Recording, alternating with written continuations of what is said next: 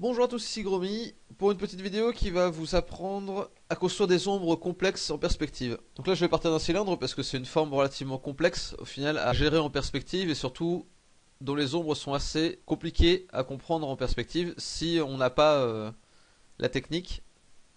Et en fait la technique est relativement simple, mais ça va pouvoir être exploité par la suite dans plein d'autres situations. C'est vraiment une extension de ce qu'on sait déjà en fait sur les ombres en perspective.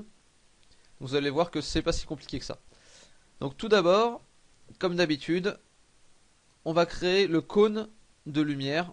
Enfin, ça va être le cône d'ombre en l'occurrence. Donc on passe par le bord de l'objet. Donc là en l'occurrence c'est un cylindre, mais si c'était un cube on passerait par son bord aussi. Voilà, on passe par le bord, on sort de l'image. On passe par un bord de l'autre côté. Et voilà. Donc les endroits où ça touche le bord, on fait monter une ligne jusqu'à la face supérieure. On fait ça sur les deux côtés. Et donc là, tout ce qui est à l'intérieur ici est touché par la lumière. Tout ce qui est par ici est dans l'ombre. Donc déjà, on a ça qui est résolu.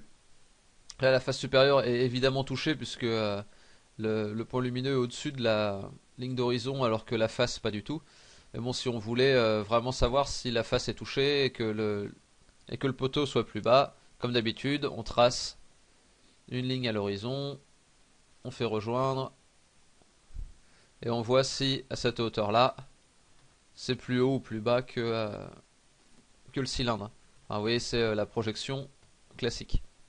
Donc ensuite quand on a ça, on va prendre le point lumineux, on va le descendre en passant par ce coin, ici et ici. Donc là ça nous donne l'ombre globale du cylindre.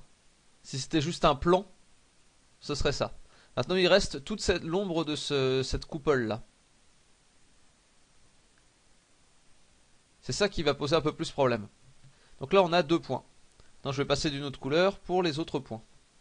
En fait à partir de là, on va trouver des points arbitraires qui vont nous permettre de tracer l'ellipse. Ce ne sera pas réellement une ellipse, mais enfin voilà. Par exemple au milieu du faisceau lumineux, parce que je considère qu'il va falloir 5 points, donc un point au milieu et après 2 points encore les milieux. Donc on va découper au final cette ombre en 4 parties égales. Voilà, on fait comme ça. On prend une nouvelle fois le point, on le monte, on recoupe et on refait ça encore deux fois. Voilà.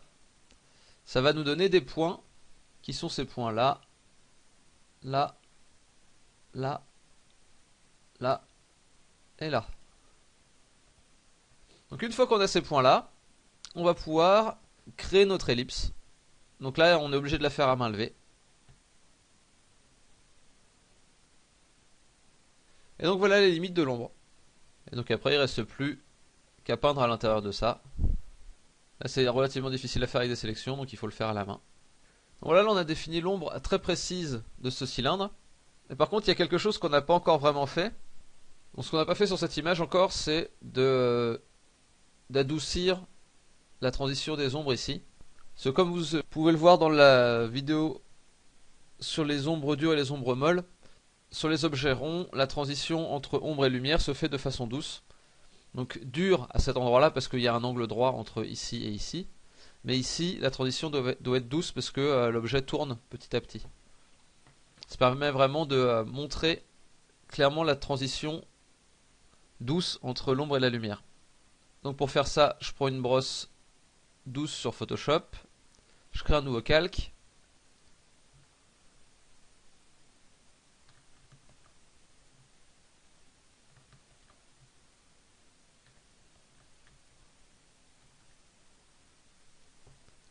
Voilà, là j'ai fait mes modifications.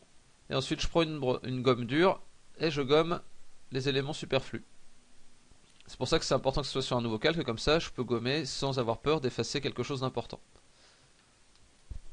Et vu que c'est un nouveau calque, je peux l'enlever ou le remettre à volonté. Donc vous voyez, j'ai mis un coup de bleu d'un côté, du blanc de l'autre, et puis j'ai ajusté comme ça petit à petit la transition. Voilà, là je vous ai expliqué sans les valeurs, mais pour le training numéro 3, il faut que vous ajoutiez le concept de valeur à ça. Mais à partir du moment où vous savez comment construire l'ombre, ça ne devrait pas vous poser de problème. Donc voilà, j'espère que cette vidéo vous aura été utile. Je vous dirai à demain pour une prochaine vidéo. En tout cas, passez une bonne journée et dessinez bien. Allez, salut!